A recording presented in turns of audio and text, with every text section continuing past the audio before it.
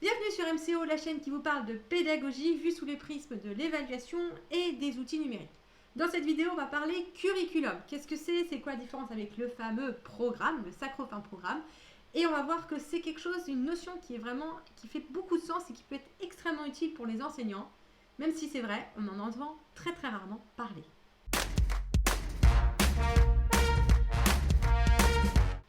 Pourquoi cette vidéo? Tout simplement parce qu'on le sait, apprendre demande du temps, voire plusieurs semaines, plusieurs mois, etc. On le voit que nos élèves apprennent sur des durées longues. Or, la durée de l'enseignant, c'est l'année scolaire avec cette pression sur la durée qui est le programme. Vais-je finir le programme? Cette interrogation, elle est vraiment présente dans la tête de beaucoup d'enseignants, surtout en début de carrière. Mais avant de voir si on va finir le programme, on va peut-être se poser la question de qu'est-ce que ça veut dire, finir le programme. Et pour savoir ce que ça veut dire finir le programme, la première question qui est souvent quelque chose qui est peu abordé, c'est quoi concrètement le programme? Le programme, c'est tout simplement la liste des notions et des activités que l'enseignant doit couvrir sur une année scolaire ou sur un cycle. Là, on a des programmes sur un cycle, notamment au primaire et au collège. Et attention là, vous voyez, grosse révélation dans cette définition, on voit que le mot qui est présent et ce qui est important, c'est l'enseignant. Donc, à aucun endroit, il y a mention de l'élève. Le programme, c'est quelque chose qui concerne l'enseignant. Alors, cette grosse inconnue, les élèves ne sont pas présents dans les programmes. À la limite, on parle de ce qu'ils ont dû faire. Ils ont dû faire un TP comme ci, une activité comme ça, ok, mais on parle surtout de l'enseignant. L'enseignant doit faire ceci, l'enseignant doit faire cela en classe. Que les élèves soient présents ou absents, ça ne change pas grand-chose, en fait. Donc, pourquoi cette énorme absence dans le programme? Alors là, c'est plus des suppositions que des apports que je peux vous donner. La première raison, je pense qu'elle est historique. Depuis le XVIIe siècle, l'innovation pédagogique de l'enseignement simultané. Il y a cette notion que si l'enseignant parle, s'il enseigne, en face, ils vont apprendre. Donc on va se focaliser sur ce que la personne dit, puisque l'enseignant, c'est celui qui sert au milieu de l'entonnoir, le savoir, l'enseignant, tous les élèves, et c'est celui qui sert d'entonnoir. Donc c'est là qu'on va pouvoir passer les choses. Ce qu'il faut savoir de la façon dont les programmes sont faits, et ça c'est important de garder en tête, c'est que les programmes sont faits par des enseignants d'université et des profs de prépa. Je vous rassure, dans l'eau, on balance quelques profs de lycée. Là, je parle des profs du lycée, bien sûr, donc on balance quelques profs du niveau, mais ils sont en extrême minorité et ils n'ont pas vraiment, enfin, un petit peu leur mot à dire, mais c'est pas eux qui sont au centre du discours. En fait, ce qui se passe, c'est que les profs de prépa et les profs d'université disent moi, j'ai besoin que les élèves qui arrivent sachent ça. Tac, tac, tac, tac, tac. Et ils font une liste au Père Noël. Le prof de lycée dit en général c'est un peu trop gros, on va pas y arriver. Du coup, ils font un petit peu de mix et puis voilà, comme ça. Mais c'est pas basé sur qu'est-ce que les élèves sont capables de faire, etc. Non, on est vraiment, c'est partie de l'université, partie de la prépa. D'accord? Pour la petite anecdote, avec la réforme du lycée, le programme de physique fait 22 chapitres. Les épreuves ont lieu en mars au lieu d'être en juin, donc ça nous enlève 3 mois. Eh bien, ils ont dit, puisque ça, on va enlever 4 chapitres. Et donc, on a 4 chapitres en moins. Donc, on doit faire 18 chapitres de septembre à mars. Ça fait un chapitre par semaine. Et ensuite, 4 chapitres de mars à juin. Ça fait un chapitre en 3 semaines. Voilà, donc on voit bien que c'est absurde. Pourquoi? Parce que c'est pas pensé pour les élèves, c'est penser dans le monde idéal des idées. Voilà, des idées et de ce qui se passe après. Mais bon, si jamais vous n'êtes pas convaincu par ce que je vous dis, je vais vous donner 2 autres indices qui vont permettre de voir que ce programme, il est vraiment pour les enseignants et pas pour les élèves. La première chose, c'est, je ne sais pas si vous voyez, vers la fin de l'année, quand ça commence à sentir, en salle des profs, on entend beaucoup de « je ne vais pas avoir le temps de finir le programme ». Qui c'est qui n'a pas le temps de finir le programme? L'enseignant. Et donc, pour être sûr de finir le programme, on voit arriver les fameux polycopiés de fin d'année. On donne aux élèves tout ce qui restait à faire. Donc l'enseignant est rassuré, il a fini le programme. Donc lui, il a fini. Un signe que c'est lui qui doit le finir. Bon, est-ce que les élèves ont accès à ce qu'il y a dans ces polycopiés? C'est une question secondaire, je dirais. Et on voit cette côté secondaire d'élèves dans les inspections. Vous avez vu, je vous ai mis une image d'inspection. Imaginez que le programme soit vraiment construit pour les élèves. On va faire un raisonnement par l'absurde. Et bien dans ce cas-là, on pourrait imaginer qu'en inspection, l'inspecteur vous dit écoutez, telle notion-là du programme, moi je suis passé dans les rangs et j'ai vu que le petit Antoine, là, il ne maîtrise pas telle notion. Ce n'est pas normal. Vous êtes en train de faillir à votre obligation, de ne pas suivre le programme, puisqu'il y a un élève dans la classe qui ne suit pas le programme. Vous voyez? Et on se rend bien compte que c'est absurde, d'accord? L'autre question que je pose en formation, c'est est-ce qu'une année, vous avez toute une classe qui maîtrisait entièrement le programme? Jusque-là, aucun enseignant ne m'a dit, moi, j'ai eu ça une année. Moi, j'ai jamais eu. Si jamais c'est arrivé dans votre classe, n'hésitez pas à me contacter parce que vraiment, vraiment, je veux venir voir ce que vous faites. Donc, on le voit, le programme, c'est pas pour les élèves puisque on trouve ça normal qu'il y ait des élèves qui ne finissent pas le programme. C'est tout à fait admis, il n'y a aucun problème. Donc, c'est pourquoi le programme, c'est vraiment quelque chose pour l'enseignant. Donc, maintenant qu'on sait que le programme, c'est le problème de l'enseignant, et bien, finir le programme, ça devient facile. Il suffit de le prendre et de le lire. Par exemple, on peut faire ça le 3 septembre à la rentrée. Donc, on prend le BO, le programme, et on le lit. Et puis, du coup, si l'inspecteur vient nous dire en disant quand est-ce que vous avez fait ça, je l'ai fait le 3 septembre. Et ça, le 3 septembre. Et ça, le 3 septembre. Votre obligation, elle est d'en couvrir le programme. Donc, il n'y a pas de notion de les élèves doivent avoir ça. Vous avez fait votre obligation réglementaire. Alors bien évidemment, je vous montre ça pour vous titiller. Le but, c'est pas de faire ça. Je vous dis pas de faire ça, mais si vous faites ça, vous avez fini le programme. Donc, cette notion de finir le programme, finalement, vous voyez qu'elle est assez simple de s'en sortir. Alors, sans aller jusque-là, je vais vous donner maintenant, si vous arrivez à avoir ce recul justement sur ce que c'est que le programme et qu'est-ce que c'est que finir le programme, je vous donne 2 exemples de ce qu'on peut faire avec ce recul que vous pouvez adapter à votre classe si jamais ça vous tente.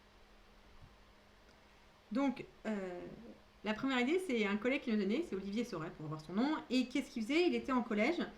Donc au collège, du coup, l'année commence comme partout à l'école en septembre. Et du coup, lui, ce qu'il faisait, c'est qu'il couvrait le programme entre septembre et Toussaint. Donc, c'était pas le 3 septembre, mais il couvrait le programme très rapidement. Et ça lui donnait, du coup, tout le reste de l'année pour faire des projets, pour justement que les élèves mettent en application ce qu'ils avaient appris pendant les 2 premiers mois. Et que justement on puisse revoir ce programme de façon différente et que le programme soit mis en application. Donc là, il a couvert le programme, vous voyez qu'il l'a fini largement avant. Autre idée, moi c'est ce que je fais notamment dans les classes à examen, c'est-à-dire que je vais regarder où est le bac. Alors maintenant, il est en mars. Et je vais garder 2 mois avant pour faire des révisions. Et ce qui veut dire que là, je vais couvrir le programme une fois. Et du coup, ça me laisse un autre moment pour faire le programme une 2e fois. Donc en fait, je fais le programme 2 fois parce que pour des questions de mémorisation, etc. On pourra y revenir. Mais après, ce curseur-là, qui est qu'est-ce que je fais avant, après, vous pouvez le mettre où vous voulez dans l'année, ça va dépendre de votre pratique. Vous voyez qu'on n'est pas bloqué sur il faut absolument finir le programme pour le bac. On a énormément de latitude en fait. Mais là, ce qu'il faut regarder, c'est peut-être remettre dans la définition ce qui va être intéressant, c'est-à-dire l'élève. Et pourquoi est-ce que l'élève et les programmes sont disjoints? Simplement parce que si on regarde, si ça, je vais dire tout ça, c'est le programme. Donc c'est ça, tout ça, ça représente toutes les notions, toutes les compétences, tous les savoir-faire que l'élève doit maîtriser à la fin de l'année ou à la fin du cycle. Et en fait, les sciences cognitives nous ont montré qu'un élève moyen, d'accord, est capable de retenir tout ça du programme. Donc l'enseignant, il va faire tout ça. Mais l'élève moyen, il va retenir que ça. Et ça, c'est pas une question de politique. Tous les professeurs d'université pourront se réunir autant de fois qu'ils veulent. Ça, c'est lié au cerveau des élèves. Donc si vous me dites, oui, mais l'institution me demande de faire tout ça, ok. Mais l'institution, elle vous donne des élèves. Et ces élèves, ils ont ce cerveau-là. Donc à un moment, il va falloir partir de ce qui est plus dur. Et je suis désolée, le cerveau des élèves est moins flexible que ce qu'on peut faire avec l'institution. Donc là, c'est une limite biologique. C'est pas possible. D'accord, pour vous montrer à quel point il y a une dissonance entre la taille des programmes et ce que les élèves sont capables de retenir, c'est que on a fait une petite expérience qui a été faite avec un professeur d'université, donc alors peut-être pas un professeur, mais en tout cas il avait bac plus 6, donc un élève, et on lui avait fait suivre à peu près le rythme d'un élève de seconde, en lui faisant apprendre le nombre de nouvelles notions qu'un élève de seconde est capable d'apprendre, est censé apprendre. On avait fait ça juste pendant 6 semaines et en plus on lui avait donné tout ce qui est flashcard, tout ce qui est les sciences cognitives montrent que c'est efficace pour qu'il apprenne vraiment au maximum. Donc on avait quelqu'un qui était bac plus 6 qui apprenait de façon efficace et on a montré que comme ça il arrivait à retenir les 2 tiers du programme. Et il s'est arrêté au bout de 6 semaines parce qu'après c'était trop lourd. Et quand on refaisait le test 2 mois après, là il n'avait plus qu'un tiers du programme. Donc les choses qu'on va mettre d'une année à l'autre, en fait, il y en a très très peu. Et ça, on le voit puisque nos élèves, ils nous disent « Ah, mais ça, madame, on l'a pas fait l'année dernière. » Alors c'est dans le programme. « Mais si, vous l'avez fait, c'est dans le programme. » Ils disent « Non, on l'a pas fait. » Alors quand vous commencez, vous dites « Bah, ils exagèrent, mes collègues n'ont pas fait cette partie. » Jusqu'au moment où vous récupérez vos élèves qui disent non, on l'a pas fait, alors que vous savez que vous l'avez fait. Donc pourquoi? Parce que toute cette partie-là du programme n'est plus dans le cerveau des élèves. Ils n'ont même plus mémoire qu'ils l'ont fait. Et là où c'est encore pire, c'est que ça, c'est les élèves moyens, donc votre ventre de classe. Mais si on regarde les élèves en difficulté, et bien là, le spectre de ce qu'ils peuvent apprendre est encore plus petit. Et oui, c'est un petit peu la malédiction des élèves en difficulté, c'est que moins on a appris de choses avant, moins on est capable d'apprendre de nouvelles choses. Donc ces élèves en difficulté, qui déjà ont du mal, et bien du coup, il va pouvoir retenir encore moins de choses. Et inversement, on a tous des élèves dans notre classe qui sont brillants et qui vont pouvoir tenir, je sais pas, on a dit, un professeur des universités, il est à 66%, allez, on a un génie, il peut arriver à 75%, donc là, c'est les élèves brillants.